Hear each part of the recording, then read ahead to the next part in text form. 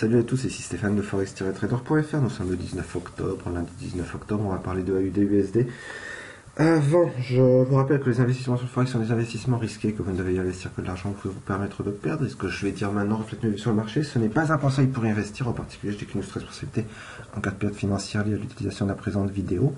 Ceci étant dit, AUD, on était dans et on est apparemment dans une tendance baissière, mais là on est comme le 19, un chandelier haussier assez fort qui rejette un niveau de FIB à 0,78, 0,71, le niveau de FIB 78,6, d'accord.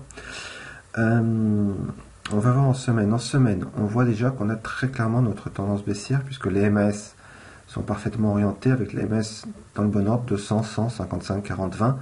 Les MAS petites étant toutes les unes sous les autres, et elles pointent toutes vers le bas, donc c'est la définition d'une tendance baissière caractéristique. On voit qu'on avait ici vers 0,72,5 un support qu'on a cassé, qu'on a retesté en résistance, qui a tenu, qu'on a retesté et cassé cette fois, qui est redevenu support et qu'on est en train de retester cette fois en support. On est à 0,72,7. On voit apparaître aussi très nettement un gros niveau de résistance à 0,76.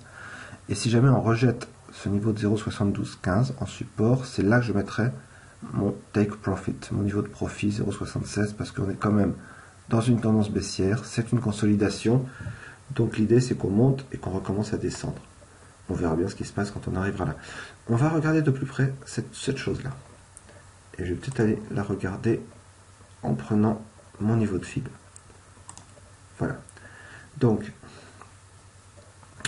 on retrouve ici vers 72,5, on va le mettre ici, notre support qu'on a testé, qui est devenu notre résistance, notre support qu'on a testé, cassé, qui est devenu résistance, qui a résisté, qui n'a pas résisté, qu'on est en train de retester. Okay. Ici, on a notre ligne de FIB qui avait tenu. Personnellement, je pense, elle est à 0,78. Je pense que si cette ligne casse vers 0,72,5, de 0,72,5 à 0,78, donc 0,71, j'aurais plutôt tendance à ne pas prendre de trade. Parce que je pense que il vaudrait mieux à cet endroit-là surveiller pour des signaux haussiers et un retour vers 0,76. Par contre, si on casse 0,71 et 0,78, on peut envisager de prendre un signal baissier pour revenir vers 0,69. En faisant attention, bien sûr, quand on va passer 0,70, je suppose. La dernière fois, 0,70 n'a pas vraiment tenu. Un petit peu, mais pas trop. Donc on peut risquer, mais en étant prêt à fermer.